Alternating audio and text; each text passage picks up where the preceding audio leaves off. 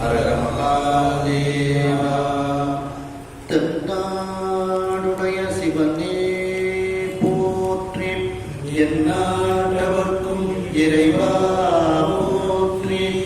கலைநிறை கணபதிக்கு சரணம் சரணம். திருச்செந்தூர் முருகனுக்கு அரோகரம். கைலாய பரம்பரையை சிவஞான போத நெறி காட்டும் பெண்ணை பயில்வாய் மெய்மெய்கண்டான் சந்ததி முறை ஞான பாகுபாகி புகிலாரும் பொழில் பெருவாடு துறைவாள் குரு நமச்சிவாய தேவம் சயிலாதி மரபுடையும் திருமரபு நீடூழி தழைகமாதோ. திருவாவூர்துறை ஆதீன ஸ்ரீலஸ்ரீ குருமகா சன்னிதானம் அவர்கள் பொன்னார் திருவடிகளை வணங்கியும், தருமபுர ஆதீனம் ஸ்ரீலஸ்ரீ குருமகா சன்னிதானம் அவர்கள் பொன்னார் திருவடிகளை வணங்கியும், தருமபுர ஆதீன ஸ்ரீமத் மீனாட்சி சுந்தர தம்பிரான் சுவாமிகள் பொன்னார் திருவடிகளை வணங்கியும், இந்த திருவிளையாடல் புராணத்தை செவ்வனே நடத்தி கொண்டிருக்கக்கூடிய கனடாவில் இருக்கக்கூடிய திரு மோகன் பிரேம்குமார் ஐயா அவர்களுக்கு வணக்கத்தையும் நன்றியும் தெரிவித்துக் கொண்டு உங்கள் அனைவருக்கும் மாலை நேர வணக்கத்தை தெரிவித்துக் கொள்கின்றேன்.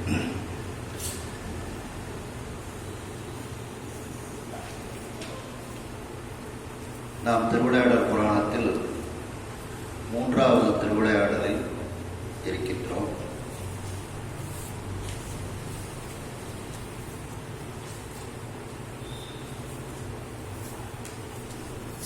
திருநகரம் கண்ட படலம் என்ற தலைப்பில் இருக்கின்றோம். குலசேகர பாண்டியன் என்ற அரசன் மணவூர் என்கின்ற ஊரை தலைநகராக கொண்டு, மதுரைக்கு அருகில் இருக்கக்கூடிய மணவூர் என்கின்ற ஊரை தலைநகராக கொண்டு ஆட்சி புரிந்து வருகின்றார். அந்த ஊரில் சார்ந்த தனஞ்சயன் என்ற வாணிகர் வாணிகம் செய்துவிட்டு மேற்கு பகுதியில் சென்று வாணிகம் செய்துவிட்டு அவர் கடம்பவனத்தின் வழியாக வருகின்றார். கடம்பவனத்திற்குள் நுழையும் போது இருள் சூழ்ந்து மாலை நேரமாக, இரவு நேரமாக மாறிவிடுகிறது. அந்த இரவு நேரத்தை எப்படி கழிப்பது என்று அவர் சிந்தித்துக் கொண்டிருக்கும் போது அவர் நடந்து வரக்கூடிய வழியில் ஒரு ஆலயம் தென்படுகிறது. அங்கு மதுரையில் இருக்கக்கூடிய சொக்கநாத பெருமானுடைய ஆலயம். இந்த ஆலயத்திலேயே நாம் நம்முடைய இரவு பொழுதை கழித்து விட வேண்டும் என்று இருக்கின்றார். அன்றைக்கு சோமவாரம், திங்கட்கிழமை. தேவர்கள் எல்லோரும் வந்து இரவு முழுவதும் சிவராத்திரியை போல சொக்கநாத பெருமானை வந்து வழிபாடு செய்கின்றார்கள். அவர்களை, தேவர்களுடைய வழிபாட்டை காணக்கூடிய ஒரு அருட்கண்ணை சொக்கநாத பெருமான் இந்த தனஞ்சயனுக்கு கொடுக்கின்றார். தனஞ்சயனும் மிகவும் சிறந்த சிவபக்திமான். தனஞ்சயனும் தன்னிடத்தில் இருக்கக்கூடிய அந்த வழிபாட்டு பொருள்களை எல்லாம் அந்த தேவர்களிடத்தில் கொடுத்து, இதையும் உங்களுடைய பூஜை பொருளோடு சேர்த்து நீங்கள் சொக்கநாத பெருமானுக்கு வழிபாடு செய்யுங்கள் என்று கூறி அந்த வழிபாட்டை எல்லாம் இரவு முழுக்க தரிசனம் செய்து அர்ச்சனை செய்து கொண்டு அங்கே இருக்கின்றார். காலை பொழுது விடுகிறது. அங்கு தேவர்கள் ஒருவரையும் காணவில்லை. சொக்கநாத பெருமான் மட்டும் இருக்கின்றார். சொக்கநாத பெருமானை விட்டு பிரிய மனமில்லாமல் பிரிந்து விடைபெற்றுக் கொண்டு அரசனிடத்தில் சென்று தான் கண்டவற்றையெல்லாம் கூறுகின்றார். அரசன் அந்த இன்பத்தில் இருக்கும் பொழுது அவருடைய கனவில் சொக்கநாத பெருமான் ஒரு சித்தராக வந்து அந்த கடம்பவனத்தை அழித்து ஒரு நகரத்தை உருவாக்குவாயாக என்று அருளி செய்கின்றார். உடனே அந்த தனஞ்சயன் சொன்ன இடத்திற்கு மந்திரிகள், பக்தி மிகுந்தவர்கள், சிவனடியார்களை அழைத்து கொண்டு செல்கின்றார். அங்கே இருக்கக்கூடிய அந்த முற்றாவரை தீர்த்தத்தில் நீராடி சொக்கநாத பெருமானை வழிபாடு செய்கின்றார். அப்பொழுது கனவில் கண்ட அதே அந்த சித்தர் நேரிலும் அவருக்கு வந்து காட்சி கொடுக்கின்றார். இவ்வாறு நீ இந்த மதுரை மாநகரத்தை, இந்த சிவாலயத்தை, சொக்கநாத பெருமானினுடைய சிவாலயத்தை அமைப்பாயாக என்று உணர்த்துகின்றார். அது வரைக்கும் நாம் சென்ற சிந்தனையில் சிந்தித்தோம். அந்த நேரில் அந்த கனவில் வந்த அந்த சித்தர் இப்பொழுது நேரில் வந்திருக்கின்றார் என்ற அளவில் சிந்தித்தோம். 174வது பக்கம். கனவிலும் பெருங்கடவுடர் காண்பதற்கு அறியார்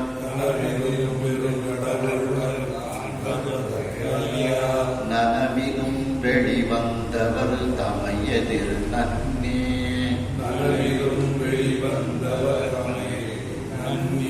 நினைவில் நின்ற தாழ் இறைச்சி நேர் நின்று நல்வரவு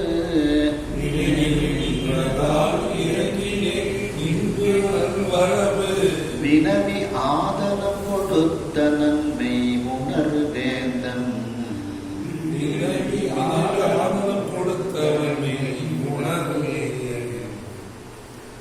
கனவுல கூட திருமால் பிரம்மன் இவர்களால் காண முடியாத அந்த சிவபெருமான் பெருங்கடவுளர்னா திருமால் பிரம்மன் இவர்களெல்லாம் இவர்களாலும் கனவிலும் காண முடியாத ஒரு பெருமை வாய்ந்த அந்த சிவபெருமான் சொக்கநாத பெருமான். இந்த அரசனுக்கு கனவில் எப்படி காட்சி தந்தாரோ சித்தராக அதே போல நனவிலும் நேரிலும் அப்படியே வெளிவந்து அவருக்கு எதிரில் நிற்கின்றார். அந்த வெளிவந்தவர் அந்த அரசனுக்கு முன்னிலையில் வந்து நிற்கக்கூடிய அந்த சொக்கநாத பெருமானாகிய அந்த சித்தரை தமை எதிர் நம்பி அவரை எதிர் சென்று அவருக்கு பக்கத்தில் அந்த குலசேகர பாண்டியன் என்கின்ற அரசன் சென்று வணங்குகின்றார். ஏற்கனவே ஒரு தடவை இறைவனுடைய திருத்தாள் நமக்கு அகப்பட்டுட்டுன்னு வச்சுக்கிட்டுங்க, அது திரும்ப நம்மளை விட்டு போகாது. நாமும் அதை விட்டு போக மாட்டோம், அதுவும் நம்மளை விட்டு போகாது. அதான் நினைவில் நின்ற தான் இறங்கி முதல் நாளே கனவுல நிறந்த சுவாமி தான் எப்படி இருப்போம் அப்படிங்கிற ஒரு கோலத்தை காமிச்சிட்டார்.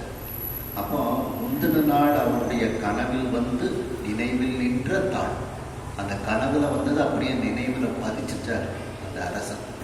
ஆகையினால் அந்த நினைவில் நின்ற தாள் முதல் நாள் கனவில் அவருடைய நினைவில் வீற்றிருக்கக்கூடிய அவருடைய மனதில் வீற்றிருக்கக்கூடிய அந்த சித்தரினுடைய திருத்தாள் நேரில் இப்போ அதே மாதிரி அச்சல முதல் நாள் கனவுல வந்த மாதிரி இன்னைக்கு நேரில் வரார். அந்த திருத்தாள் அந்த சொக்கநாத பெருமான் ஆகிய சித்தரினுடைய திருத்தாளை இறைஞ்சி கீழே விழுந்து அந்த அரசன் வணங்குகின்றார். நேர் நின்று அந்த சுவாமிக்கு எதிரில் நின்று நல்வரவு வினவி உங்கள் வரவு நல்வரவாகுக அப்படின்ட்டு சுவாமியை வாங்க வாங்க அப்படின்ட்டு வரவு சொல்லி வினவின சொல்லி ஆதனம் கொடுத்தனன் மெய்யுணர் வேந்தன் ஆசனம் அவர் இருப்பதற்கு ஒரு நல்ல இருக்கையை அந்த அரசன் கொடுத்து இதில் அமர்ந்துள்ளுங்கள் அப்படின்ட்டு உண்மையை உணர்ந்த வேந்தன். ஏன்னா அவனும் சொக்கநாத பெருமானிடத்துல சிவபெருமானிடத்துல ரொம்ப பக்தி உள்ளவன். ஆகையினால்தான் சுவாமி எதிரில் காட்சி கொடுக்கின்றார். அப்படிப்பட்ட அந்த மெய் உணர் வேந்தனாகிய உண்மையை உணர்ந்த வேந்தனாகிய அந்த குலசேகர பாண்டியன் சுவாமியை கீழே விழுந்து வணங்கி சித்தராக இருந்த சுவாமியை கீழே விழுந்து வணங்கி அவருக்கு ஆசனம் கொடுத்து அமரச் சொல்கின்றார். தென்னர் அன்பினில் அகப்படு சித்தர் தாம் முன்னர்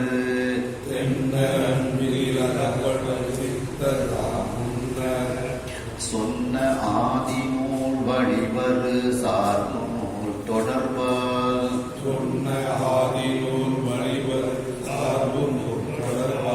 நன்னர் ஆலய மண்டபம் கோபுரம் நகரம்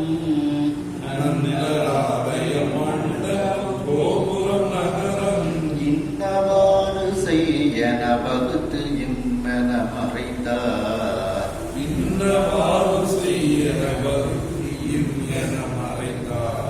தென்னர்னா பாண்டிய மன்னன். இந்த இடத்துல இந்த தென்னங்கிறதுக்கு இடம் கண்டு பொருள் எடுத்துக்கொள்ளணும்.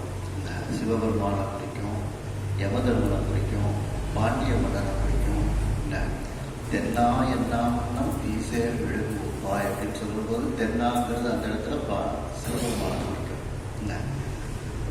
தென்னர் அன்பினில் அகப்படு சித்தர். இந்த இடத்துல பாண்டிய மன்னர், அந்த பாண்டிய மன்னர்கள் வம்சாவழியாக வெறுமன தென்னன்னு ஒருமையில சொல்லுது, தென்னன்னு பன்மையில சொல்றாரு. அப்போ அந்த பாண்டிய மன்னர்கள் அனைத்து வம்சாவழியினருக்கும் சுவாமி வந்து அருள் செய்தார். அப்படி தென்னர் அன்பினில், அந்த பாண்டியர்களினுடைய அன்பினில் அகப்படக்கூடிய சித்தராக இருக்கக்கூடிய அந்த சொக்கநாத பெருமான் தாம் முன்னர் சொன்ன ஆதினம், ஏற்கனவே அவர் நமக்கு வகுத்து தந்த ஆதி நூலாகிய அந்த ஆகமப்படியும் அந்த ஆகமத்தின் வழிநூல் சார்நூல் இவைகளினுடைய தொடர்பையெல்லாம் சிந்தித்து நன்னர் ஆலயம், நல்ல விதமாக ஆலயம், அந்த சொக்கநாத பெருமானினுடைய ஆலயம், மண்டபம், கோபுரம், நகரம் இப்படி அமைப்பாயாக, இன்னவாறு இப்படி இதை நீ அமைத்துக் கொள்வாயாக என வகுத்து அந்த அரசனிடம் எடுத்து கூறிட்டார். கூறிவிட்டு அப்படியே சுவாமி வந்து மறைஞ்சிருக்கார். அப்போ சுவாமி வந்து அன்புக்கு அகப்படக்கூடியவராகத்தான் இருக்கிறார். வள்ளலார் சொல்லும்போது 6ஆம் திருமுறையில் பரசமர் பக்கத்தில் சொல்லும்போது, அன்பெனும் பிடியுள் அகப்படும் மலையே, அன்பெனும் குடில் புகும் அரசே, அன்பெனும் வலைக்குள் படு பரம்பொருளே, அன்பெனும் கரத்து அமர் அமுதே, அன்பெனும் கடத்துள் அடங்கிடும் கடலே, அன்பெனும் உயிர் ஒளிர் அறிவே, அன்பெனும் அணுவுள் அமைந்த பேரொழியே, அன்புருவாம் பரசுரமே அப்படின்ட்டு அன்பெனும் பிடியுள் அகப்படும் மலையே பண்றாங்க. அதே மாதிரி அன்பு எனும் கடத்துள் அடங்கிடும் கடலே. சுவாமி வந்து பெரிய கடல், அந்த கடலை நம்ம ஒரு சின்ன குடத்துக்குள்ள அடைச்சு இந்த பூஜை முடிகிற வரைக்கும் இந்த குடத்துக்குள்ள இருந்து எங்களுக்கு ஆசீர்வாதம் பண்ணணும், பூஜையை ஏற்றுக்கொள்ளணும்னு ஒரு கும்பத்தை வச்சு தண்ணியை வச்சு தேங்காய் மாவுளை எல்லாம் வச்சு சுவாமி அதில் வரவழைக்கிறோம். அதுக்குள்ள சுவாமி அடங்கி இருக்கிறார். இந்த அன்பெனும் கடத்துள் அடங்கி நம்முடைய அன்புக்கு கட்டுப்பட்டு அந்த கும்பத்துக்குள்ள சுவாமி வந்து இருக்கின்றார். அதான் அன்பெனும் கடத்துள் அடங்கிடும் கடலே அப்படின்ட்டு.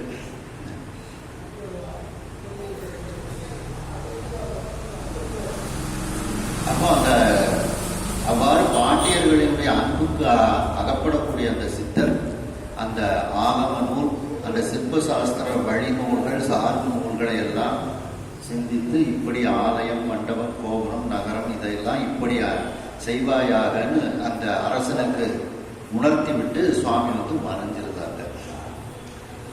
மறைந்து எவற்றினும் நிறைந்தவர் மலரடிக்கு அன்பு,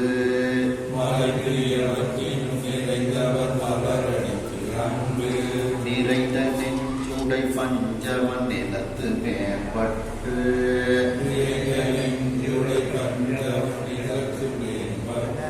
சிறந்த சிற்ப நூல் புலவரால் சிவபரம் சுடர்வன்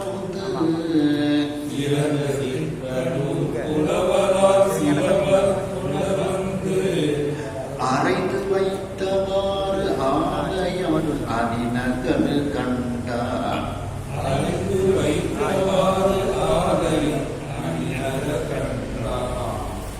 சுவாமி மறைந்து அந்த இடத்தை விட்டு மறைஞ்சாலும் எல்லா இடத்துலையும் நீக்கமர அவர் நிறைந்திருக்கின்றார். எங்கும் நீக்கமர நிறைந்த அந்த பரம்பொருள் மறைந்து அந்த சித்தராக வந்து மறைந்தாலும் எவற்றிலும் நிறைந்தவர், அசையும் அசையா எல்லா இடத்திலையும் அவர் வந்து பொருள்களையும் நிறைந்து இருக்கக்கூடிய அந்த இறையவர் அவருடைய மலரடிக்கு, அவருடைய அந்த தாமரை போன்ற அந்த திருவடிக்கு அன்பு நிறைந்த நெஞ்சை உடையவன் இந்த பாண்டிய மன்னன். பஞ்சவன்னா பாண்டிய மன்னன் அர்த்தம். சொக்கநாத பெருமானுடைய திருவடியில நிறைந்த அன்பு உடைய நெஞ்சை உடையவன் அந்த பாண்டிய மன்னன். அந்த பஞ்சவன், அந்த குலசேகர பாண்டியன் நிலத்து மேம்பட்டு சிறந்த சிற்ப நூல் புலவரார். பூமியில அந்த சிற்ப நூல் சாஸ்திரத்துல யார் சிறந்து இருக்கின்றார்கள் அவர்களை எல்லாம் அழைத்து, அந்த புலவர் சிற்ப நூல் புலவர்களை எல்லாம் அழைத்து சிவபரஞ்சுடர் வந்து அறைந்து வைத்தவாறு, எப்படி அந்த சிவபரஞ்சுடராக இருக்கக்கூடிய அந்த சொக்கநாத பெருமான் சித்தராக வந்து இப்படி இப்படி செய் என்று தன்னிடத்தில் சொன்னதையெல்லாம் அவர்களிடத்தில் இவர் கூறி, அதே போல அந்த சித்தர் சொன்னது போலவே அந்த ஆலயத்தையும் அழகிய அந்த மதுரை மாநகரத்தையும் அமைக்கின்றார். கண்டான் அப்படின்னா அமைத்து முடிச்சாச்சுன்னு அர்த்தம். மறைவயில் பதும மண்டபம் அறுத்த மண்டபம் மழை நுழை வளைவாய் விரைவயில் சிகை மாமண்டபம்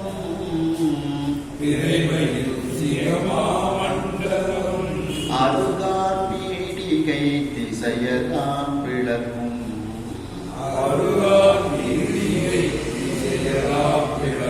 பறைவையில் நிறுத்த மண்டபம் விழாக்கொள் பன்மணி மண்டபம் வேள்வி துறைவயில் சாதை திருமடை பள்ளி சூளுரை தேவதம் கோயில்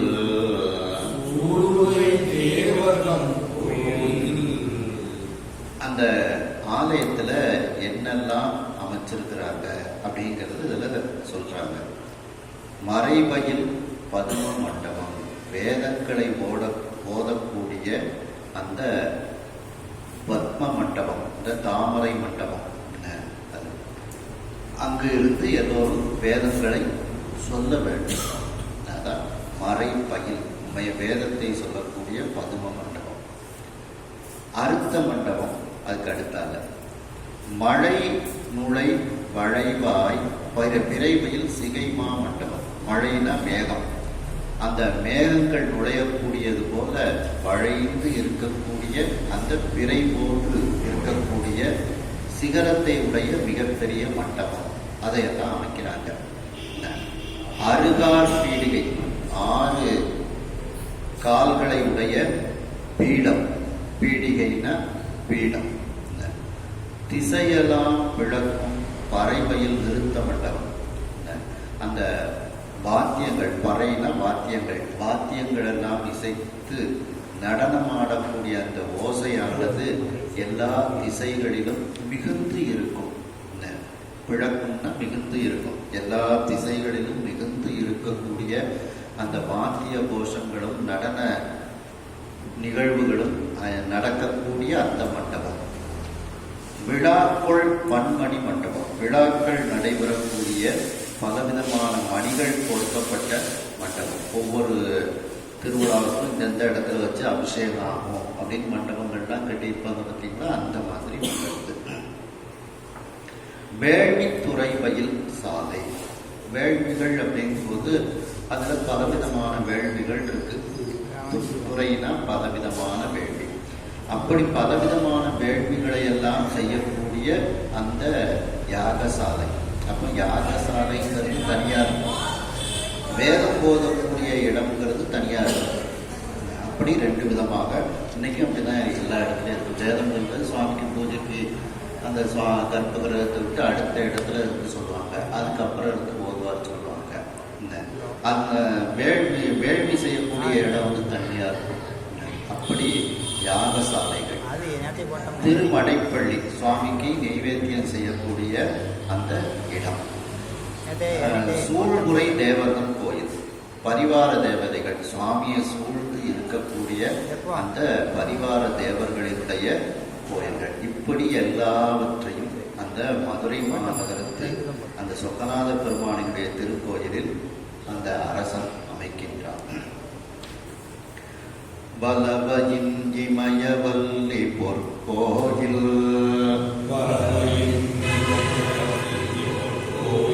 மாளிகை அடுக்கிய மதில்வான்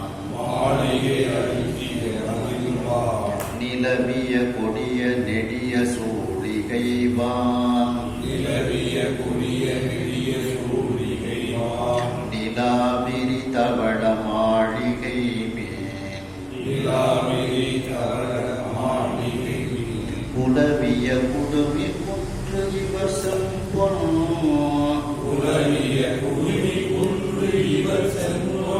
கோபுரம் கொண்டல் கண்படுக்கும் சுலவியில் அகழி கிடங்கு கம்மிய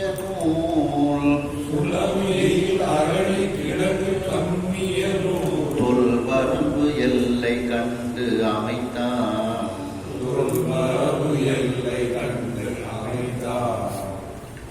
சுவாமிக்கு வலப்பக்கத்துல அந்த அம்பிகைக்கு, மீனாட்சி அம்பிகைக்கு கோயில், பொற்கோயில் அமைக்கிறாங்க.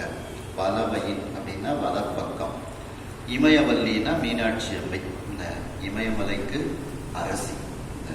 அவளுக்கு அந்த மீனாட்சி அம்மைக்கு பொற்கோயில் அங்கே அமைக்கின்றார்கள். மதுரையில் போய் பார்த்தீங்கன்னா சுவாமி கோயில் இந்த பக்கம், மீனாட்சி அம்மை வலப்பக்கத்தில் மீனாட்சி அம்மை சன்னதி. மாளிகை அடுக்கிய மதில், அதாவது அந்த மாளிகை போன்று இருக்கக்கூடிய அந்த மதில் சுவர்கள், பல மாளிகைகளை அடுக்கி வைத்தது போன்ற மதில் எடுத்துக்கலாம். வான் நிலவிய கொடிய, வானத்தை தொட்டு கொண்டு இருக்கக்கூடிய அளவுக்கு கொடிகள், அந்த கொடிகள் எல்லாம் அங்கே அமைக்கப்படுகிறது. நெடிய சூழிகை அப்படின்னா, சூழிகை அப்படின்னா இந்த மதில் சுவர்ல சிறு சிறு அறைகள் அமைச்சிருப்பாங்க. அதுலேருந்து எதிரிகளை பார்க்கறது, இந்த மாதிரி இதெல்லாம் அமைச்சிருப்பாங்க. அது மாதிரி இங்கேயும் அந்த மதில் சுவர்ல சிறு சிறு அறைகள், அந்த சிறு சிறு அறைகள் இருப்பதற்கு பேரு சூழிகை பேர். அப்படி அந்த நெடிய சூழிகை, மதில் சுவர் அமைச்சிருக்காங்க, மதில் சுவருக்குள்ள சின்ன சின்ன அறைகள், அதுல இருந்து நம்ம வெளியில என்ன நடக்குங்கிறத பார்க்கக்கூடிய அளவுக்கு உள்ள ஒரு இது. வான் நிலாவிரி தவழ மாளிகை, அந்த வானத்தில் இருக்கக்கூடிய நிலா சந்திரனை போன்று, விரினா போன்றுன்னு அர்த்தம், இல்ல பிரதிபலிக்கும், சந்திரனை போல பிரதிபலிக்கும் தவள மாளிகை, வெண்மையான மாளிகைகள். தவளம்னா வெண்மை, அப்படி அந்த வெண்மையான மாளிகை. முடியாம மட்டும் அந்த காலத்துல வீட்டுக்கு ஒரு பூரா சுண்ணாம்பு தான் அடிச்சிருக்காங்க. அதனால வீடுகள் பூராமே வெள்ளை வெள்ளேன்னு தான் இருக்கும். இதுல திருவிளையாடல் புராணத்துல கூட வீட்டுக்கு அந்த நம்ம வித்தியை பார்த்தோம். சுவாமிக்கு திருவிழா வரும்போது எல்லா வீட்லையும் வெள்ளையடிக்கிறாங்க. அந்த வெள்ளையடிச்ச வீடு பூரா அடியார்களை போல இறைவனுடைய திருவிழாவை காணதுக்காண்டி காத்துக்கிட்டு இருக்கு அப்படின்னு பார்த்தோம். அப்போ ஒரு காலகட்டத்தில் சுவாமி வெளியில வரக்கூடிய 10 நாள் திருவிழாவை ரொம்ப பிரதானமாக கொண்டாடி இருக்காங்க. பொங்கல் தீபாவளின்னா அதுக்கப்புறம் தான் வெள்ளை அடிக்கிற இதெல்லாம் வந்திருக்கு. சுவாமி அந்தந்த ஊர்ல சுவாமி 10 நாள் வெளியில வராரா, அதுக்கு முந்தையே அவங்கவுங்க வீட்டில் வெள்ளை அடிச்சு சுத்தம் பண்ணி சுவாமியை வரவேற்கிறது தான் அந்த காலத்தில் வெள்ளை அடிச்சிருக்காங்க. அப்போ அந்த பொங்கலுக்கு வெள்ளை அடிக்கிறதெல்லாம் பிற்காலத்தில் வந்து ஒரு முறைமையாக இருக்கலாம்.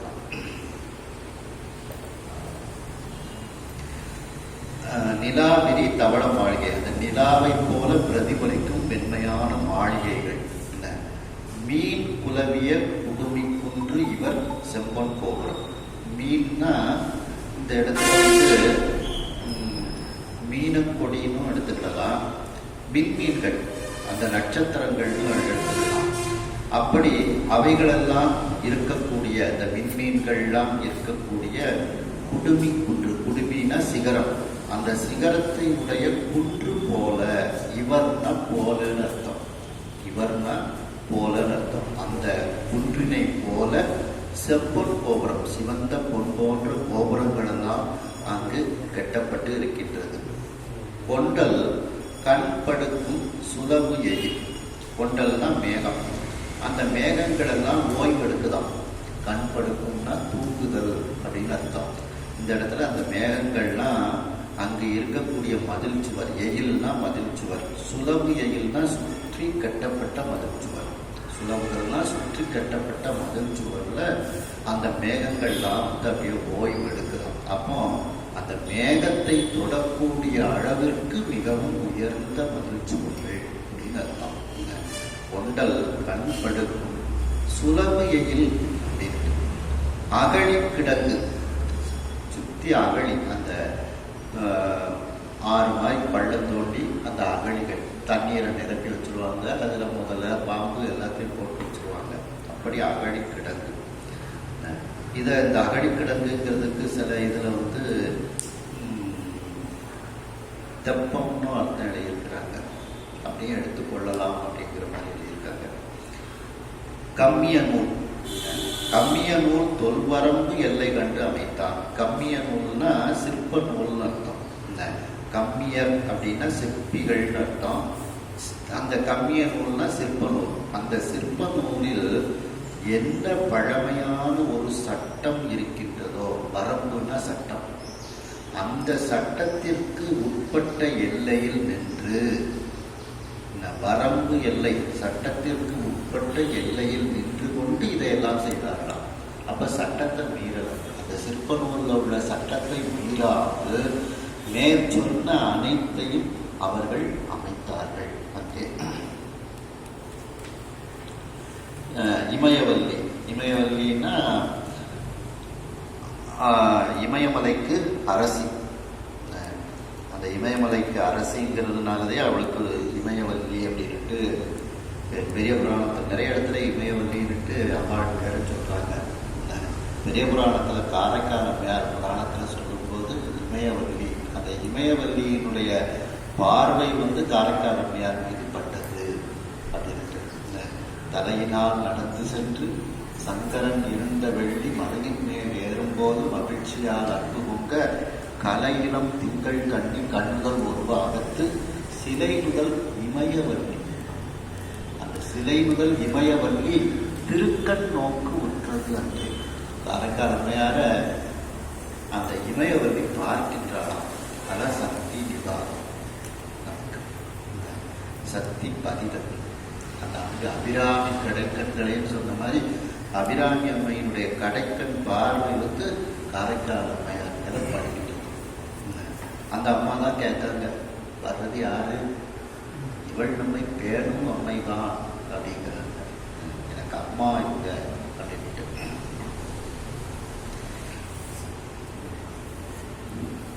அடுத்தது பாருங்க, இதுல ஏன் இந்த இமயவல்லிங்கிற அந்த இமவான் மகிழ்கிறதுக்கு ரொம்ப சிறப்பு அப்படின்னா, அந்த குடும்பமே ஆணவம் இல்லாம இருந்துச்சு. இமவான் அரசன் அவனுடைய மனைவி மேனை, அவருடைய மகன் வந்து மைனாகன். இந்த 3 பேருமே சிவபெருமான்ட்டு சிறந்த பக்தியோட இருந்தாங்க. 3 பேருக்குமே ஆணவம்ங்கிறதே இல்லை. தனக்கு ஒரு ஆண் வாரிசு இருந்தும் தன்னுடைய நாட்டை தன்னுடைய பையனுக்கு முடிசூட்டணும்னு நினைக்கல. அந்த அவனுடைய இமவானுடைய மனைவியும் நினைக்கல, மகனும் தனக்கு இந்த நாடு வேணும்னு நினைக்கல. எல்லாத்தையும் சிவபெருமான்ட்ட சண்டை பண்ணியிருந்தாங்க, ஒப்படைச்சிருக்காங்க. இந்த நாட்டுக்கு நீயே அரசனா இருப்பா அப்படின்ட்டு நாட்டையும் கொடுக்குறாங்க. சுவாமி விடுவாரா? மச்சனருக்கு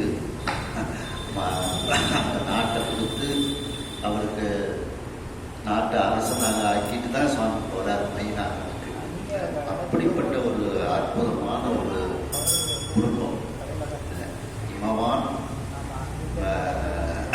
மேனை, மைனார், ஆண்வாரிசு இருந்தும் நாடு தனக்கு வேண்டாம்னு நினைச்சவர்கள்.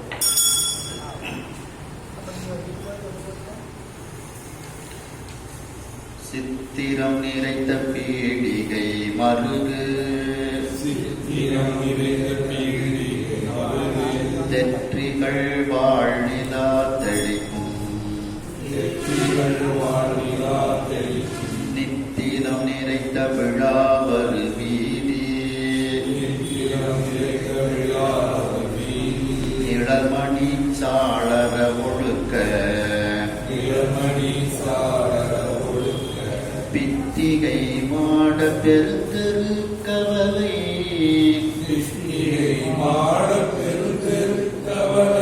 வீடு சால் சதுக்கம் நல் பொதியில்,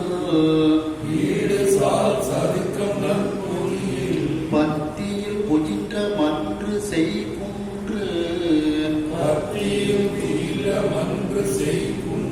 பருமணி மேடை ஆடனங்கு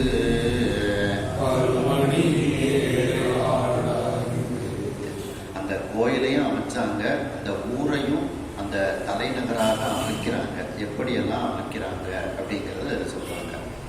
சித்திரம் நிறைத்த பீடிகை மருகு, சித்திரங்கள் வரையப்பட்ட, நிறைத்தனா வரையப்பட்ட, பீடிகை மருகுன்னா கடைத்தெரு. அந்த கடைத்தெருவில் சித்திரங்கள்லாம் வரையப்பட்ட கடைத்தெருவாக மாற்றப்படுகிறது. எல்லாம் கடம்பவனத்தை அழித்து இதெல்லாம் உருவாக்குகிறார்கள். தெற்றிகள் அப்படின்னா திண்ணைகள் அப்படின்ட்டு. வாழ்நிலா தெளிக்கும் நித்திலம் நிறைந்த விழாவரும் வீதி. மொழி பொருந்திய அந்த நிலாவை போன்று நித்திலம் முத்துக்கள் வரிசையாக கோர்க்கப்பட்ட அந்த இறைவன் வரக்கூடிய விழாக்கள் நடக்கக்கூடிய அந்த வீதியில் இப்படியெல்லாம் அலங்காரம் செய்திருக்கிறார்கள். அதாவது அந்த வீதிகள்லாம் அலங்காரம் செய்யப்பட்டு இருக்கின்றது. நிழல் மணி சாளர ஒழுக்க வித்திகை மாடப்பெருந்தர். அதாவது ஒளியை தரக்கூடிய சாளரம்னா ஜன்னல்கள். அந்த ஒழுக்கன அமைக்கப்பட்ட அந்த ஜன்னல்கள் அமைக்கப்பட்ட பித்திகைனா சுவர். அந்த சுவர்கள், அந்த சுவர்களை உடைய மாடங்கள், அதாவது ஜன்னல்களோடு அமைக்கப்பட்ட சுவர்கள், அப்படிப்பட்ட சுவர்கள் இருக்கக்கூடிய மாடங்கள். மாடங்கள்னா பெரிய வீடுகள். அப்படிப்பட்ட மாடங்கள் நிறைந்த பெருந்தெரு. பெருந்தெரு, அந்த தெருவில் மாடங்கள் இருக்கு. மாடங்கள் சுவர்கள், அந்த சுவர்கள்ல அழகிய அந்த ஜன்னல்கள் எல்லாம் அமைக்கப்பட்டு இருக்கின்றது. அப்படிப்பட்ட மிகப்பெரிய தெருக்கள். கவலை அப்படின்னா பல சிறு தெருக்கள் எல்லாம் பிரியக்கூடிய இடத்திற்கு பேர் கவலை பேர். அப்போ சிறு சிறு தெருக்களும் இருந்திருக்கிறது. அந்த தெருக்கள்ல 4 தெருக்கள் 5 தெருக்கள் சந்திக்கக்கூடிய அந்த சந்திப்புக்கு பேரு கவலைன்னு பேரு. வீடு சால் சதுக்கம், பெருமை வாய்ந்த அந்த நார் சந்திகள். இது பெரிய சந்திப்பு. சதுக்கம்னா ஸ்கொயர்னு போடுறோம் பார்த்தீங்களா, அந்த ஸ்கொயர் தான் இந்த சதுக்கம்னுட்டு இப்போ பழைய பேர் அதுக்கு. இப்பவும் அதுக்கு சில இடங்கள்ல சதுக்கம்னு போடுறாங்க. அண்ணா சதுக்கம் அப்படின்ட்டுலாம் மெட்ராஸில் சொல்கிறோம் பார்த்தீங்களா, அந்த சதுக்கம். அப்படி அந்த வீடு சால் சதுக்கம், பெரிய தெருக்கள் 4 தெருக்கள் சந்திக்கக்கூடிய அந்த சந்திப்புகள். நல் பொதியில், நல்ல பொதுவான மன்றங்கள், அந்த நிகழ்ச்சிகள் நடக்கக்கூடிய மன்றங்கள். பத்தியில் குயின்ற மன்று, வரிசையாக அமைக்கப்பட்ட அந்த மேடைகள். மன்றுனா மேடைகள், அதாவது நடனமாடக்கூடிய மேடை, சொற்பொழிவு மேடை, இப்படி உள்ள மேடைகள் எல்லாம் அங்கே அமைக்கப்படுகிறது. அழகழகான செய்குன்றுகள், பருமணி மேடை, அழகான மணிகள் பொறுக்கப்பட்ட மேடைகள், ஆடரங்குகள், நடனச்சாலைகள், இதெல்லாம் நடன மேடைகள் எல்லாம் அங்கே அமைக்கப்பட்டு அந்த மதுரை மாநகரம் சிறப்பாக அமைக்கப்படுகின்றது. அந்தவர் இருக்கை அந்தனர் உரையுள் அரசர் ஆவணம் குல வணிக பெருந்தெரு நல் வேளாளர் பேரரஞ்சால்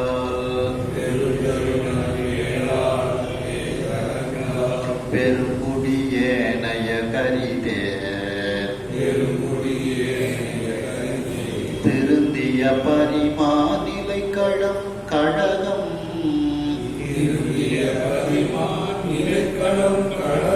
தீஞ்சுவை 6-4 உண்டி இறந்தவர்க்கு அறுத்தும் நல் அறச்சாலை இணையன பிறம் நன்கு அமைத்தான். அருந்தவர் இருக்கை, நல்ல தவமுடையவர்கள் இருக்கக்கூடிய மடங்கள். அந்தணர் முறையுள் அந்தணர்கள் வசிக்கக்கூடிய அந்த இடங்கள். அரசர் ஆவணம், அரசர்கள் வசிக்கக்கூடிய வீதி, ஆவணம்னா வீதி. புல வணிக பெருந்தெரு, மிகச்சிறந்த வழமை மிக்க வணிகர்கள் வாழக்கூடிய பெருந்தெரு, மிகப்பெரிய தெருக்கள். நல் வேளாளர் பேரரஞ்சால் பெருங்குடி, நல்ல வேளாளர்கள், அவர்களிடத்தில் மிகப்பெரிய அறங்கள் எல்லாம் தங்கி இருக்கின்றது. அப்படி அறங்களை செய்யக்கூடிய அந்த வேளாளர்கள் இருக்கக்கூடிய பெரும் கூட்டமாக இருக்கக்கூடிய அந்த தெருக்கள் பெருங்குடி.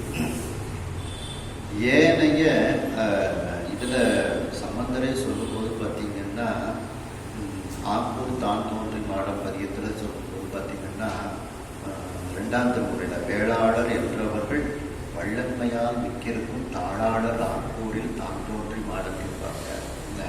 அப்படி வள்ளன்மை மிக்கவர்கள், வள்ளன்மையினாலே ஆரம்பித்தாங்க. அப்போ அந்த வேளாளர் பேரரஞ்சால் பெருங்குடி, அறத்தை பெரிய பெரிய அறங்கள், இந்த வெறுமன அறம் போடுறது இந்த பேரறம், அப்படி மிகப்பெரிய அறங்களை எல்லாம் சிறப்பாக செய்யக்கூடிய அவர்கள் வாழக்கூடிய அந்த தெருக்கள். மேலும் ஏனைய கரி தேர் திருந்திய பரிமாநிலைக்களம், யானை குதிரை தேர் இவைகளெல்லாம் தங்கக்கூடிய, அவைகள் பழக்கப்படக்கூடிய அந்த நிலைக்களம், அந்த இடங்கள். பரின குதிரை. கழகம், கழகம்னா கல்விச்சாலை. தீச்சுவை 6 4 உண்டி, 6 சுவை 4 உண்டி, இவைகளையெல்லாம் இறந்தவர்க்கு யாசிப்பவர்களுக்கு கொடுக்கக்கூடிய நல்ல தர்மச்சாலைகள். அறச்சாலைன்னா தர்ம சத்திரம் மற்றும் பிறவும் நன்கு அமைத்தார். இன்னும் என்ன என்ன உண்டோ இதெல்லாம் அந்த மதுரை மாநகரத்தில் அவங்க அமைக்கிறாங்க. அப்போ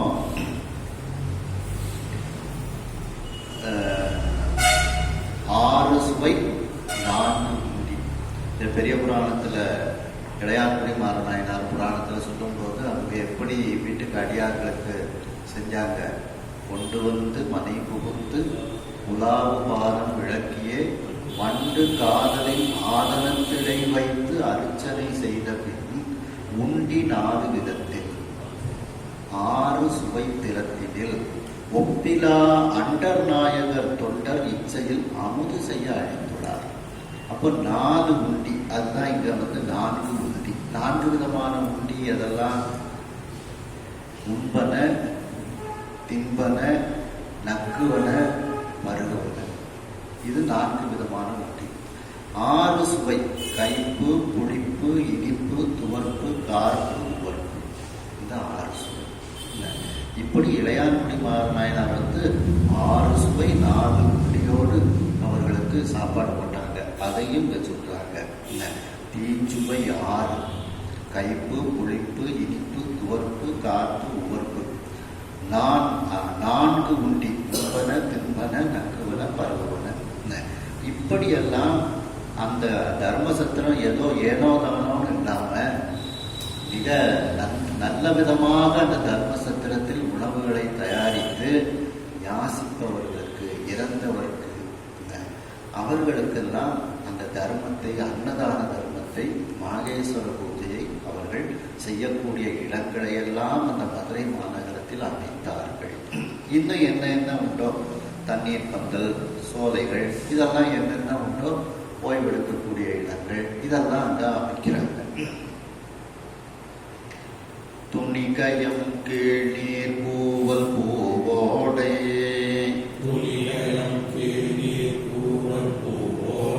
தொடுகுளம் பொய்கை நந்தவனம், திணிமலர் சோலை துடவை உய்யானம், திருநகர்க்கு அணிவரச் செய்து மணிமலர் தாரோன் மாளிகை தனக்கு,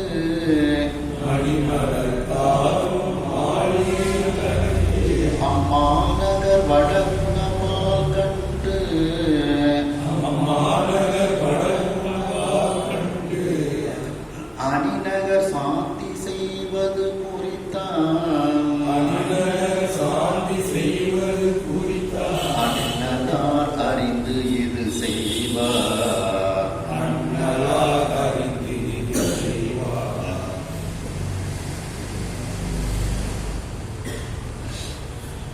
தெளிகயம், அதாவது தெளிந்த நீரை உடைய குளங்கள் அப்படின்னு.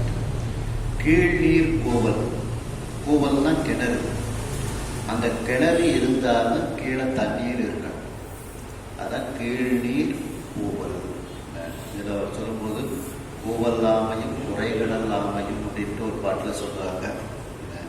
அப்படி அந்த கீழ்நீர் கோவல், கிணறு இருந்தாலும் கீழே தண்ணீர் இருக்கணும். அப்படிப்பட்ட தண்ணீர் இருக்கக்கூடிய கிணறுகள். பூவோடை, பூக்கள் பூத்திருக்கக்கூடிய அந்த ஓடைகள். தொடுகுளம், தோண்டிய பெரிய குளம். பொய்கை. நந்தவனம், இறைவனுக்கு பூக்கள் கிடைக்கக்கூடிய நந்தவனம். திணி மலர் சோலை, பெரிய மலர்கள் எல்லாம் பூத்திருக்கக்கூடிய அந்த சோலைகள். துடவை, திணிமலர் சோலைனா இப்படி கூட நம்ம எடுத்துக்கிடலாம். இப்போ அந்த நாகலிங்க பூலாம் பார்த்தீங்கன்னா பெரிய மரமாக இருக்கும். மகிழப்பூ இதெல்லாம் பெரிய மரங்களாக இருக்கும். அதெல்லாம் திணி மலர். நந்தவனம்லாம் பார்த்தீங்கன்னா பிச்சிப்பூ, மல்லிகைப்பூ இந்த மாதிரி இதெல்லாம் இருக்கிறது நந்தவனமாக எடுத்துக்கொள்ளலாம். அப்படி திணிமலர் சோலை. துடவை, துடவைனா பூஞ்சோலைகள். உய்யானம், துடவைனா தோட்டம், உய்யானம்னா பூஞ்சோலை. அதுக்கப்புறம் திருநகருக்கு அணிவர செய்தி. இவைகளெல்லாம் ஒரு நகரத்திற்கு அழகு. அந்த அழகையெல்லாம் அங்கே அமைத்து மணிமலர்த்தாரம் மாளிகை, அந்த மணி பொருந்திய மலர்கள், அந்த மலர்களையும் மணிகளையும் மாலையாக அணிந்த அந்த பாண்டிய மன்னன். தார்ன மாலை, அந்த மாலையை அணிந்த பாண்டிய மன்னன். அந்த பாண்டிய மன்னனும் அந்த மதுரை மாநகரத்தில் தனக்கு ஒரு அந்த அரசவை, தனக்கு இருக்கக்கூடிய மாளிகை, அரச மாளிகை. அந்த அரச மாளிகை அங்கே ஒன்று அமைக்கின்றார். அது எங்க? மதுரை மாநகரத்திற்கு வடகிழக்கு பக்கத்தில் ஒரு அரச மாளிகை அமைத்துக் கொள்கின்றார். அரசன் தங்கக்கூடிய மாளிகை. தாரோன் தனக்கு மாளிகை, மாளிகை தனக்கு இல்லை, தனக்கு மாளிகை. இந்த மணிமலர் தாரோன் தனக்கு மாளிகை. அம்மாநகர் வடகுணபால் கட்டு, அந்த மதுரை மாநகரத்தினுடைய வடகிழக்கு, குணத்திசைன்னா கிழக்கு திசை. அப்போ வடகுணன வடகிழக்கு திசை. அந்த வடகிழக்கு திசையில் அதை அமைத்துக் கொள்கின்றார். இப்போ இவை எல்லாம் அமைச்சாச்சு. அமைச்சதுக்கு அப்புறம் அதற்கு ஒரு சாந்தி செய்யணும். இந்த புண்ணியாக வாஜனம்னு நம்ம சொல்றோம் பார்த்தீங்களா, அது மாதிரி ஒரு சாந்தி செய்யணும்னு அவன் நினைக்கிறான். அணிநகர் சாந்தி செய்வது குறித்தான். அந்த அழகிய நகரத்திற்கு ஒரு சாந்தி செய்ய வேண்டும் என்று அவன் நினைக்கின்றான். அவன் இப்படி நினைப்பதை சொக்கநாத பெருமான் அறிந்து கொண்டு அதற்கு ஒரு பதிலாக அவர் இவ்வாறு செய்கின்றார். சொக்கநாத பெருமான் அண்ணலார் அறிந்து, அந்த சொக்கநாத பெருமான் அந்த அரசன் மனதில் என்ன நினைக்கின்றான் என்பதை தெரிந்து கொண்டு இது செய்வார். பின்வருமாறு அந்த நகரத்திற்கு சாந்தி செய்கின்றார் சொக்கநாத பெருமான். அண்ணலார்னா இந்த இடத்துல சொக்கநாத பெருமான் அர்த்தம். பொன்மயமான சடைமதி கலையும் புத்தமுது புத்தனர் அது போய் சின்மயமான தம்மடி அடைந்தார். சிவமயம் ஆக்கிய செயல் போல் தன்மயம் ஆக்கி அந்நகர்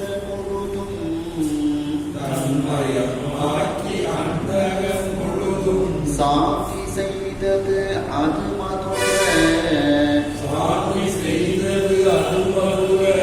நன்மயமான தன்மையான் மதுராநகர் என உரைத்தனர் நாமம்.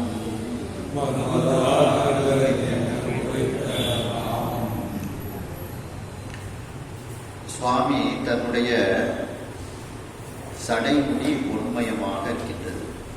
அந்த பொன்மயமாக இருக்கக்கூடிய சடையை உடைய அந்த சொக்கநாத பெருமானினுடைய சடையில் சந்திரன் இருக்கின்றான். அவன் 16 கலைகளோடு இருக்கின்றான். மதி கலையில் அந்த கலையில் இருக்கக்கூடிய அந்த புதிய அமுதத்தை அந்த மதுரை மாநகரத்தில் தெளிக்கின்றார் சுவாமி. உத்தமது உத்தகர் அந்த அமுதத்தை, அந்த 16 கலைகள், அந்த கலைகளில் இருக்கக்கூடிய அந்த அமுதத்தை அந்த மதுரை மாநகரத்தில் சுவாமி சொரிந்தார். உத்தரர்னா சொரிந்தார். அது போய் அந்த புத்தமது அந்த மதுரை மாநகரத்தை சுத்தம் செய்கிறது, சாந்தி செய்கின்றது.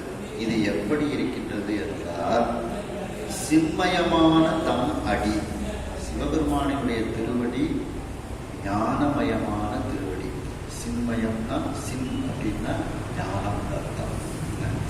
அப்போ ஞானமயமாக, ஞானத்தின் சொரூபமாக இருக்கக்கூடிய அவருடைய அந்த திருவடி, அந்த திருவடியை அடைந்தவர்களும் சிவமயம் ஆக்கிய செயல்போ, அவர்களை சுவாமி சிவமயமாக ஆக்கி விடுகின்றார். அந்த தன்னடைந்தார் வினை தீர்ப்பதென்றோ தலையாயவர்தம் கடன் அமுதுதான்ங்கிறது போல அவரை அடைந்தவர்களுடைய வினைகளை எல்லாம் நீக்கி அவர்களை சிவமயமாக சுவாமி ஆக்கிவிட்டார். அப்படிப்பட்ட செயலை போல இந்த அமுதத்தை சொரிந்தவுடன் அந்த மதுரை மாநகரமானது சுத்தமாகி சாந்தியாக ஆகிவிடுகிறது. தன்மயம் ஆக்கி, தன்மயம் ஆக்கினா அமிர்தமயம் ஆக்கி, அந்த மதுரை மாநகரத்தை அமிர்தமயமாக்கி அந்நகர் முழுதும், அந்த நகரம் முழுவதும் சாந்தி செய்தது. அவர் தெளித்த அந்த புத்தமுதானது அந்த மதுரையையே அமிர்தமயமாக ஆக்கி, தன்மயமாக்கினா இந்த இடத்துல அமிர்தமயமாக்கி, இந்த அமிர்தமயமாக ஆக்கி அந்த நகரம் முழுவதையும் சாந்தி செய்தது அது. அப்படி மதுரம்னா இனிமைன்னு அர்த்தம். மதுரம்னா இனிமை. அது மதுர நன்மயமான தன்மையால், அது மிகவும் இனிமையான நல்ல தன்மையோடு இருக்கக்கூடிய தன்மையினால் அந்த நகரத்திற்கு மதுரா நகர் என உரைத்தனர். அதற்கு மதுரா நகர், மதுராபுரி, மதுரையம்பதி அப்படின்ட்டுலாம் அதற்கு அந்த பெயர் இவ்வாறு ஏற்பட்டது. கீழ்த்திசை கரிய சாத்தம் தென்சார், கீற்று வெண்பிறை முதல் கழிற்று, கோட்டு இளம் கழப கொங்கை அன்னையரும்,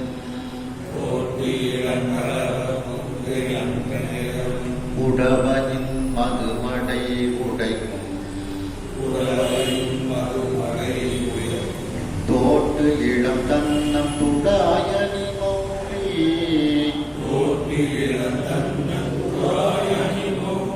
தோற்றலும் வடவனின் தோடு, நீட்டு இருப்போத்தின் நிமிர்குடல் என் தோள், நீனையும் காவலா நிறுவி. இப்ப அந்த மதுரை மாநகரத்தினுடைய 4 திசைகளிலும் 4 பேரை காவலாக 4 தெய்வங்களை அங்க நிறுவித்தார்கள். எப்படின்னா, கீழ்த்திசை கரிய சாத்தன், கிழக்கு திசையில கரிய நிறத்தை உடைய மகாசாஸ்தா. சாஸ்தாவுக்கு நிறமே கருப்பு தான். அது ஒரு கருப்பு இல்லை, 2 கருப்பை ஒன்னா சேர்க்கணும். அது என்ன கலரோ அதான் சாஸ்தாவுடைய நிறம். அட்டக்கருப்புன்னு சொல்லுவோம் பார்த்தீங்களா, அதனால சாஸ்தாவுக்கு பேரே கருப்பன்னு பேரு. காரின்னு பேரு. காரினாலும் கருப்பன்னு தான் அர்த்தம் சாஸ்தாவுக்கு. இல்லை ஏன்னா கந்தபுராணத்தில் கச்சிப சிவாச்சாரியார் மகாசாஸ்தா புராணத்தில் சாஸ்தா எப்படி தோன்றினாருன்னு சொல்றாங்க. அப்போ அவருடைய நிறத்தை வர்ணிக்கிறார். மை கருங்கடல் வேணியும் வானுலாம் செக்கர் வேணியும் செண்டூர் கையுமாய் உக்கிரத்துடன் ஓர் மகன் சேர்த்ததும் முக்கன் என்னை உயர்த்தினான் அப்படின்ட்டு சொல்றாங்க. அதில் அவருடைய உடம்பை சொல்லும்போது மை கருங்கடல்மே அப்படிங்கிறார். மையினாலே கருப்பு, கருங்கடல்னாலும் ஒரு கருப்பு, ரெண்டு கருப்பு சேர்த்து அவருடைய நிறம். அதனால கருப்பா இருக்கிறவங்கலாம் சாஸ்தாவுடைய நிறம் சந்தோஷப்பட்டு, சிவப்பா இருக்கிறவங்கலாம் சிவபெருமான் நிறம் சந்தோஷப்பட்டு இருக்காங்க. சிவனும் நாமும் தனக்கே உடைய செம்மேனியம்மா. அதான் கீழ்த்திசை கரிய சாத்தம். அந்த அதாவது திருமுறைகள் 12 திருமுறைகள்ல சாஸ்தா, சரஸ்வதி, லட்சுமி, துர்க்கை, பைரவர், காளியம்மை இவர்களெல்லாம் எங்க சொல்லப்பட்டிருக்கு அப்படின்றது ஒரு தொகுப்பு நூல் கொடுத்துருக்க. அந்த தொகுப்பு நூல் பாட்டும் கொடுத்து அந்த பாட்டுக்கு விளக்கமும் கொடுத்துருக்கிறேன். ஒரு திரண்ட கருத்து வந்து கொடுத்துருக்கிறேன். இது இந்த மாதிரி ஆலயங்களுக்கு போகும்போது நமக்கு ரொம்ப பயனுள்ளதாக இருக்கும். இது இந்த தொகுப்பு யாருமே இது வரைக்கும் கொடுத்ததில்லை. எல்லாரும் விநாயகர் கொடுத்துருக்காங்க, முருகர் கொடுத்துருக்காங்க. இது திருக்குழந்தாள் படத்துலேருந்து வெளியே வந்திருக்கு. இந்த புக்கில் தேவாரத்தில் 12 திருமுறைகளில் எங்கெல்லாம் காளியம்மை, சரஸ்வதி, லட்சுமி, துர்க்கை, பைரவர், சாஸ்தா இவங்களை பற்றி எங்கெல்லாம் சொல்லப்பட்டிருக்கு அப்படிங்கிறதுக்கு பாட்டும் விளக்கம். இந்த சரஸ்வதி, லட்சுமிக்கு மட்டும் பாட்டு கொஞ்சம் கம்மியாக இருக்கும். ஏன்னா நிறைய இருக்கு, எடுத்தால் நிறைய வரும். மீதியெல்லாம் எல்லா இதுவும் கொடுத்துருக்கு, அனைத்து பாடல்களும் கொடுத்துருக்கு. அதே மாதிரி சகலகலாவலி மாலையும் ஒரு விளக்க வாயோட இதை கொடுத்துருக்கு. அப்படி அந்த கீழ்த்திசை கரிய சாத்தம், கீழ்த்திசையில அந்த சாஸ்தாவுக்கு கோயில் அமைக்கின்றார்கள். தென்சார் கீற்று வெண்பிறை முதல் கழித்து போட்டு இளம் கடவ கொங்கை அன்னையரும். தெற்கு பக்கத்துல அந்த பிறை போன்று கீற்று போன்று இருக்கக்கூடிய வெண்மையான பிறை, அந்த வெண்மையான சந்திரனை போன்ற நெற்றியை உடைய, முதல்னா நெற்றியை உடைய அந்த சப்த மாதர்கள் அன்னையர்னு சப்த மாதர்கள் அர்த்தம். அந்த சப்த மாதர்களுடைய நெற்றி சந்திரனை போல வெண்மையான பிறையை போல இருக்கிறது. அவர்களுடைய மார்பகங்கள் கழித்து போட்டு இளம் கடவ கொங்கை, யானையினுடைய தந்தம் போன்று அவர்களுடைய மார்பகங்கள் இருக்கின்றது. அப்படிப்பட்ட அன்னையர்னு சொல்றதுனால சப்த மாதர்கள். அந்த சப்த கன்னியர்களை தெற்கு பக்கத்தில் இந்த மதுரை மாநகரத்திற்கு காவலாக அமைக்கின்றார்கள். சாஸ்தாவை பற்றி நிறைய பாடல்கள் இதில் சொல்லப்பட்டிருக்கு. அப்பர் சுவாமிகளே சொல்லும்போது பார்த்தீங்கன்னா, சாத்தனை பார்த்தனுக்கு அருள் வைத்தார், பாம்பு அறையாட வைத்தார், சாத்தனை மகனா வைத்தார், சாமுண்டி சாமுவேதம் பூத்தோடும் பாட வைத்தார், கோளரா மதியம் நல்ல தீர்த்தமும் சடைமேல் வைத்தார், திருப்பயற்றோடு நானே அப்படிங்கிறாங்க. இன்னும் பெரிய புராணத்துல எல்லாம் சாஸ்தாவை பற்றி சொல்லப்பட்டிருக்கு. 11ஆம் திருமுறையில் சொல்லப்பட்டிருக்கு. திருக்கைலாய ஞான விழால சுவாமிக்கு முன்னால யாரெல்லாம் போறாங்க அப்படின்னு சொல்லும்போது காளி சாஸ்தாலாம் போறாங்க அப்படின்ட்டு அதுல சொல்லப்படுது. மேலும் இந்த சப்த மாதர்களை பற்றி அதே திருக்கைலாய ஞான விழால சொல்றாங்க. ஒரு அபூர்வமான ஒரு இடமாக இருக்கு.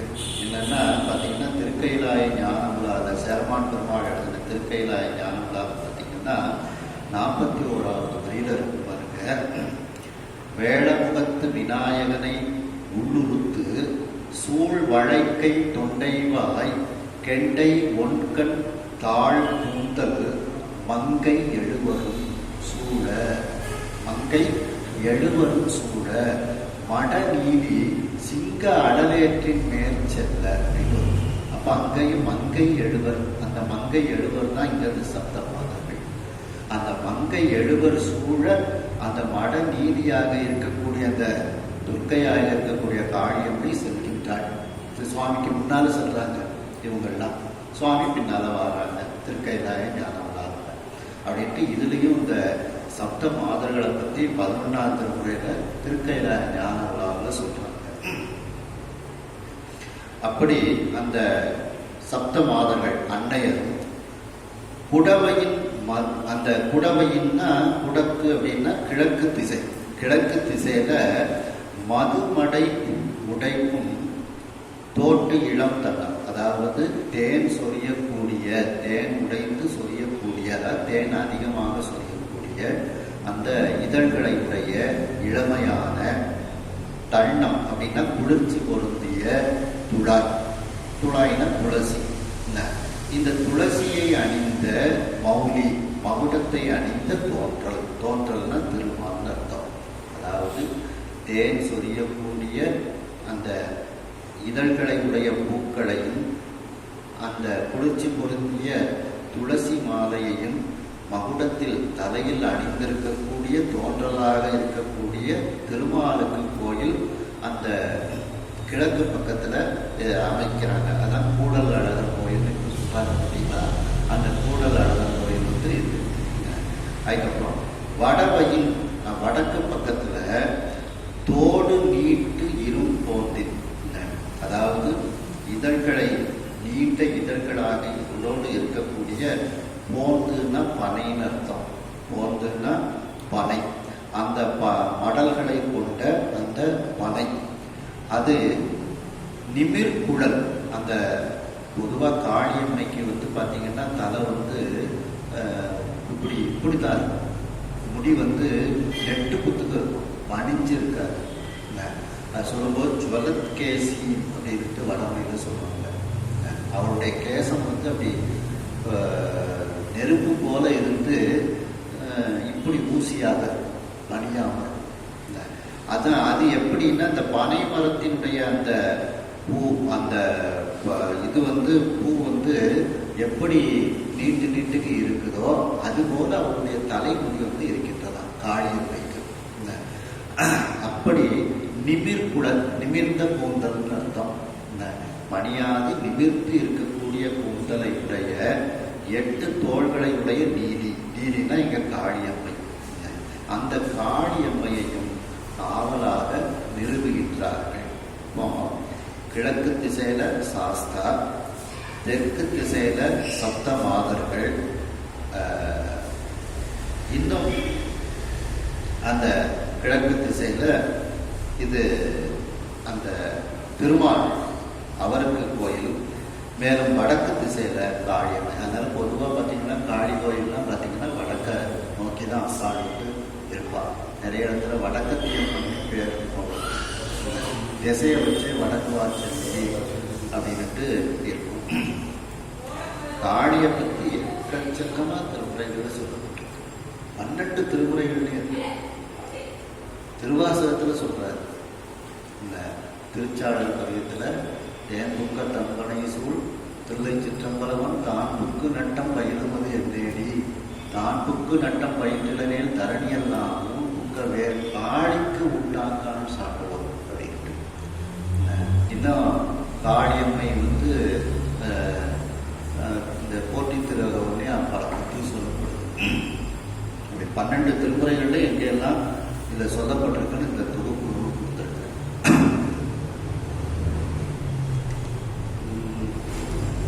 கைவரையறுத்தில் கணவரை கிடந்த,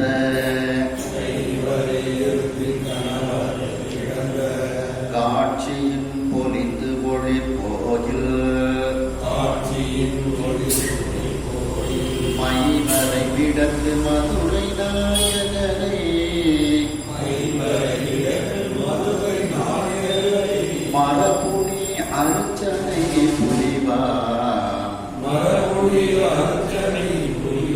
பொய்வரை மறை ஆகம நெறி ஒழுதும்,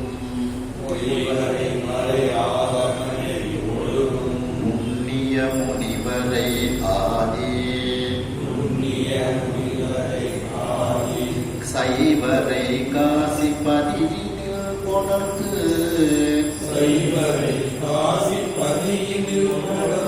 தலத்தினில் தாபனம் செய்தார்.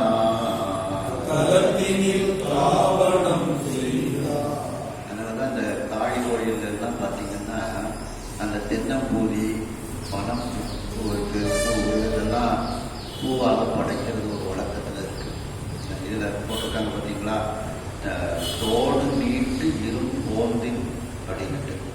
அப்போ மடல்களை உடைய நீண்ட அந்த பனை மரத்தினுடைய அந்த பூ, அதை போல அவருடைய தலை கூந்தல் உச்சியை நோக்கி இருக்கின்றது அப்படின்ட்டு. கைவரை எருத்தில், கைவரைனா யானைன்னு அர்த்தம். தும்பிக்கையை உடைய மலை போன்ற அந்த யானை, எருத்துனா பிடரி. அந்த யானையினுடைய பிடரியில் சுவாமி பொன்மலை போல இருக்கின்றார். கணவரைனா பொன்மலை.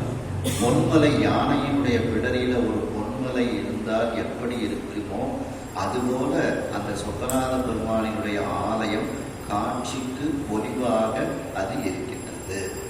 கைவரை எருத்தில் கணவரை கிடந்த காட்சியில் யானையினுடைய பிடரியில் ஒரு பொன்மலை இருந்தது போல நம்முடைய கண்களுக்கு அந்த சொக்கநாத பெருமானினுடைய ஆலயம் ஒளிந்து தோன்றுகிறது. ஒளிர் கோயில், ஒளி மிகுந்த கோயிலாக அது இருக்கின்றது. அந்த கோயிலில் யார் அமர்ந்திருக்கின்றார்? சொக்கநாத பெருமான் இருக்கின்றார். அந்த சொக்கநாத பெருமான் எப்படிப்பட்டவர்? மைவரை விடற்கு மதுரை நாயகர். அதாவது நஞ்சை உண்டு, மையினா நஞ்சு, மைவரை விடல், அந்த கருணை தங்கிய அந்த நஞ்சினை உண்ட விடற்றை உடைய அந்த மதுரை நாயகர். அந்த சொக்கநாத பெருமானை முறைப்படி இப்போ பூஜனை செய்யணும், அர்ச்சனை செய்யணும்.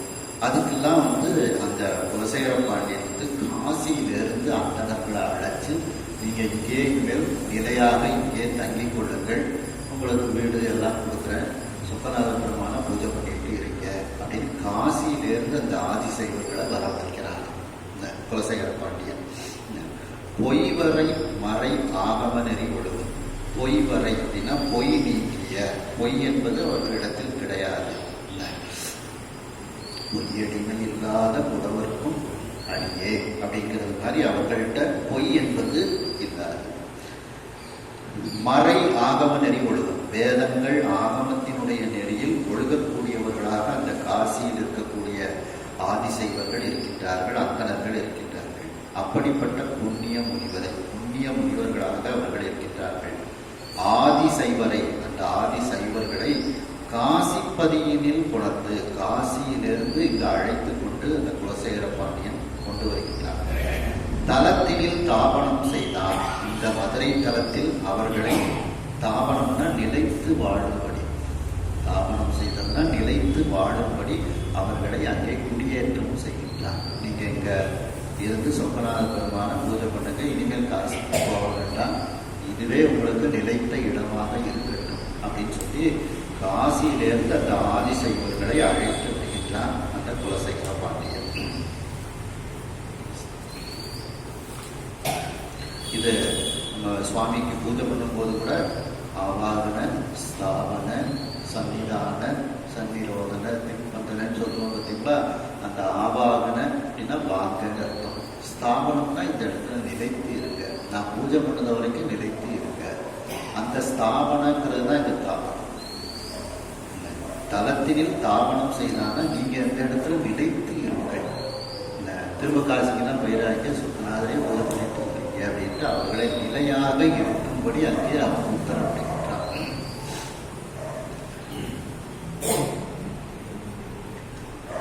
உத்தம குலத்து நான் பெரும் கொடியும், உயர்ந்தவும் இழிந்தவும் மயங்க, வைத்தவும் ஆன புறக்குடி மூன்றும்,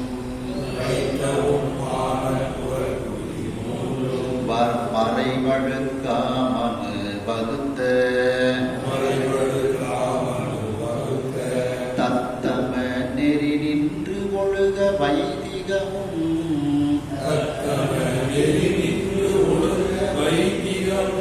சைவமும் தர்மமும் தடிப்ப, வைத்து எழுத்திரை நீர் ஞானமேல் திலகம்,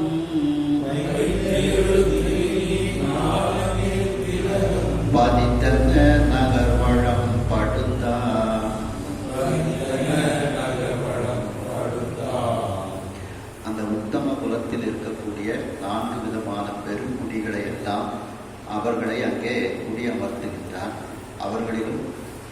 உயர்ந்தவர்கள், இழிந்தவர்கள், மயங்க வைத்தவர்.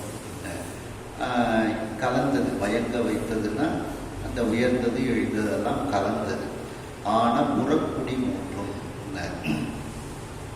அந்த புறக்குடிங்கிறதுலையும் 3 விதமான அந்த அமைப்புகள் இருக்கின்றது. உயர்ந்தவர்கள், தாழ்ந்தவர்கள், ரெண்டும் கலந்தது அப்படிங்கிற உள்ள ஒரு அமைப்பை உடைய அந்த குடித்தனங்களை எல்லாம் அங்கே அமர்த்துகின்றார். புறக்குடி மூன்றும்.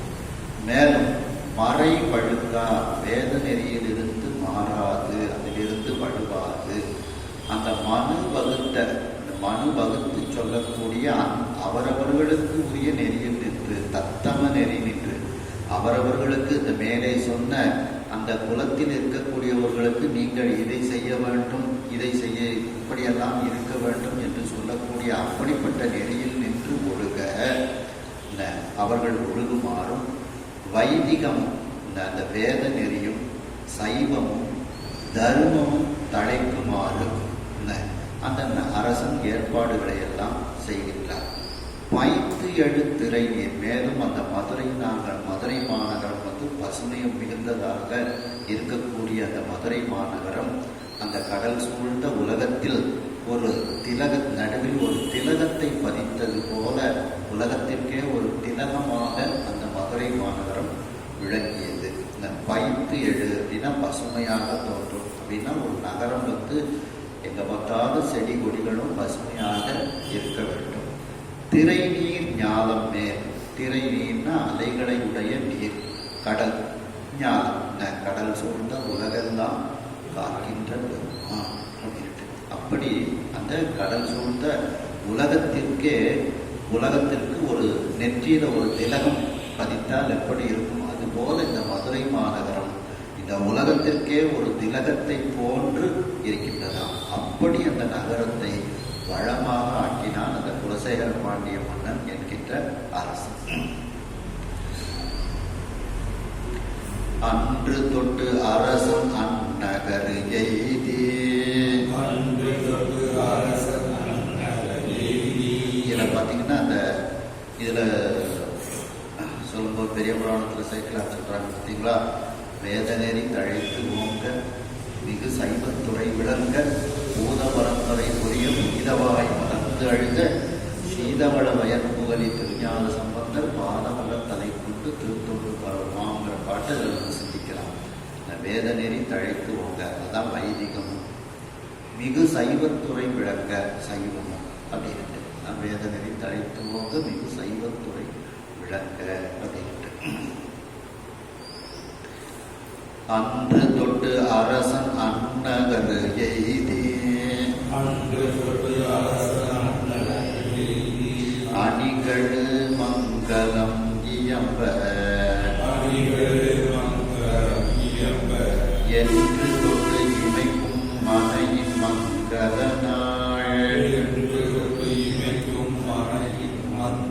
நாள். எய்தினான் இருந்து முப்புறமும்.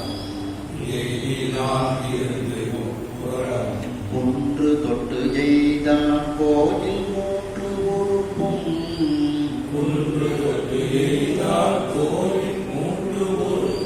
உறைவில் பூசனை வழாது போங்க.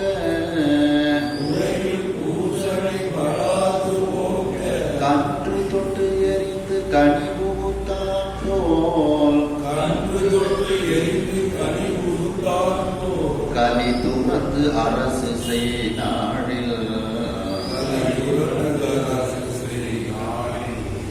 இப்படி அந்த மதுரை மாநகரத்துக்கு சுவாமி தன்னுடைய அந்த தலையில் இருக்கக்கூடிய சந்திரனுடைய 16 கலைகளை தெளித்து அந்த அமுதத்தை தெளிக்கின்றார். தெளித்தவுடன் அந்த நகரம் சுத்தமாகவும் சாந்தியாகவும் ஆகிவிடுகிறது. அன்று தொட்டு அந்த நாளிலிருந்து அந்த குலசேகர பாண்டியன் என்கின்ற அரசன் அந்நகர் எய்தி அந்த நகரத்தை அடைகின்றார்.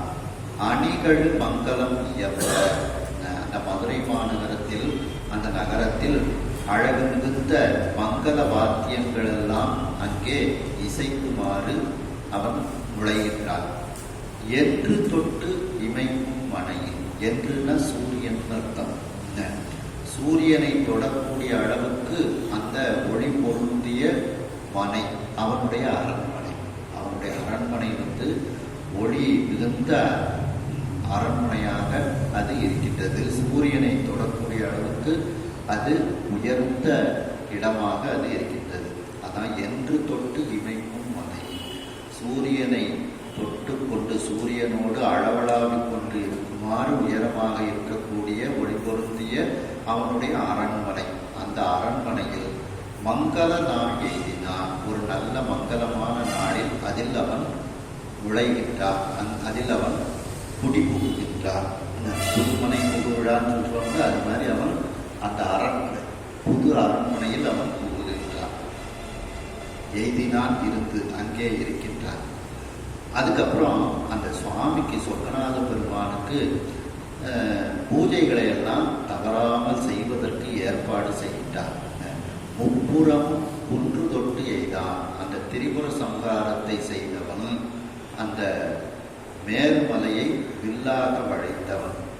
அப்படிப்பட்ட அந்த சொக்கநாத பெருமான் இருக்கக்கூடிய அந்த கோயில், அந்த மதுரை மாநகரத்தில் இருக்கக்கூடிய அந்த சொக்கநாத பெருமானுடைய கோயிலில் 3 உறுப்பும் குறைவியல் பூசனை. 3 அங்கங்கள் அப்படின்னு சொல்றாங்க, 3 காலங்கள் அப்படின்ட்டு இதுக்கு சொல்றாங்க.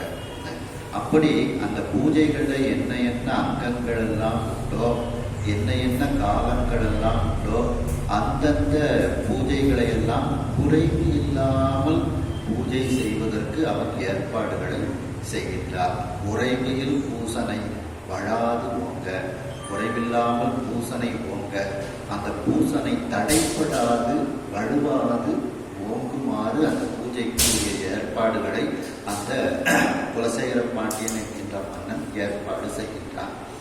மேலும் கோயிலை மட்டுமா கவனிச்சா, தன்னுடைய அரசாட்சியம் மிகவும் சிறப்பாக அவன் கண்ணன் எப்படி அரசாட்சி செய்கின்றானோ அதுபோல அவன் அந்த தன்னுடைய அரசாட்சியை நேர்மையாக செய்கின்றான். கன்று தொட்டு எரிந்து கனி முறுத்தான் போல் கலி துறந்து அரசு செய்யினாளே. அதாவது கண்ணனை கொல்வதற்காக ஒரு 3 அசுரர்கள் வராங்க. அதில் 2 பேர் இந்த விழாங்கனி தரக்கூடிய அந்த விழாமரம், இந்த வேடமற்ற விழாங்கனி அது போல திருப்புகழ் பார்த்தீங்களா, அதுபோல அந்த விழாமரமாக 2 அசுரர்கள் நிற்காங்க. ஒரு அசுரன் ஒரு கன்று ரூபமாக அவன் வாரான். இந்த கன்று கண்ணன் மேல பாயதுக்கு வருது. இவங்க 3 பேரும் அசுரர்கள்னு கண்ணனுக்கு தெரிஞ்சது. உடனே அந்த கன்றை தூக்கி அந்த விழாமரத்துல எரியுதான். 3 பேரும் செத்து போயிருக்காங்க. அந்த விழாமரமும் கீழே விழுந்துருது, இறந்து போகுது. இந்த கன்றும் இறந்து போகுது. ஆக அந்த 3 அசுரர்களையும் அவன் இவ்வாறு சம்ஹாரம் செய்கின்றான். அதுதான் இந்த வரியில சொல்றாங்க. தேவாரத்திலையும் சில இடங்கள்ல இந்த வரலாறு சொல்லப்படுது. கன்று புரியலா அப்படின்னு ஒரு இடத்துல வரும். கன்று தொட்டு எரிந்து, அந்த கன்றை எடுத்து அந்த விழாமரம் கனி தரக்கூடிய அந்த விழாமரத்தின் மீது எரிந்து உகுத்தான் போல் அந்த 3 அசுரர்களை அழித்த அந்த கண்ணனை போல் அரசு செய்கின்றான். எப்படி அரசு செய்கின்றான்? குலசேகர பாண்டியன் கலி துறந்து, கலினா வறுமை துயர், மக்களுக்கு தன்னுடைய மக்களுக்கு வறுமையும் துயரமும் இல்லாதபடி செய்து அரசு செய்து கொண்டிருக்கக்கூடிய நாளில் இப்படிப்பட்ட ஒரு நாட்கள் கடந்து கொண்டு இருக்கின்றது. அப்படிப்பட்ட ஒரு நேர்மையான அரசாட்சியை இந்த குலசேகர பாண்டியன் செய்து கொண்டு இருக்கின்றான். பவநெறி கடக்கும் பார்த்திவன் கிரணம்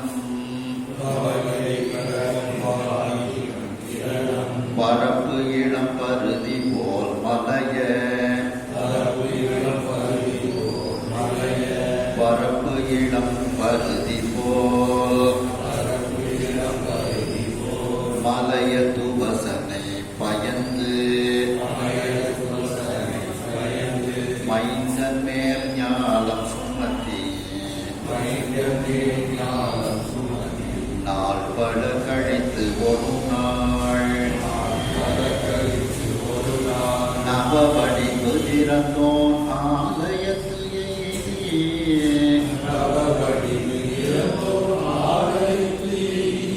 நாதனை பணிந்து மூவலம் செய்து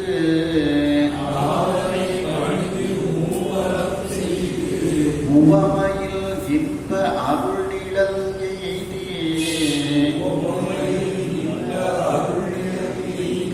ஒன்றி ஒன்றா நிலை நின்றார்.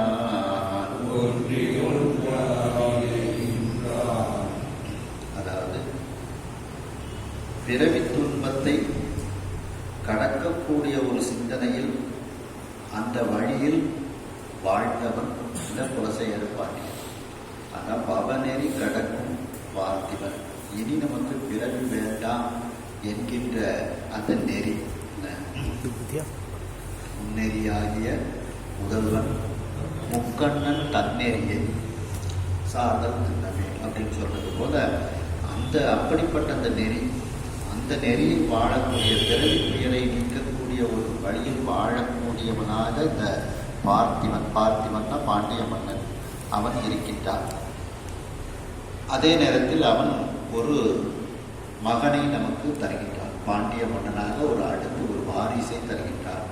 அந்த பாண்டிய மன்னன் அவனுடைய மகன் எப்படி இருக்கின்றான்? கிரணம் பரப்பு இளம் பருதி போல் தன்னுடைய ஒளி கிரணங்களை எங்கும் வீசி எங்கும் அந்த இருளை நீக்கி ஒளியை தரக்கூடிய அந்த இளம் சூரியனை போல ஒரு மகனை தந்தார். அந்த மகனுக்கு பெயர் மலையத்துவசன். மலையத்துவச பாண்டியன் ரொம்ப முக்கியமான ஒரு அடுத்தது நம்ம அதை தான் பார்க்க போறோம். அந்த மலையத்துவச பாண்டியன் என்கின்ற மகனை இந்த குலசேகர பாண்டியன் தருகின்றார். மலையத்துவசனை பயந்து என்கின்ற மகனை நமக்கு தந்து அந்த மைந்தன் மேல் ஞானம் சுமத்தி அந்த மகனின் மேல் அந்த ராஜ்ய பாரத்தை அப்படியே கொடுக்கின்றார்.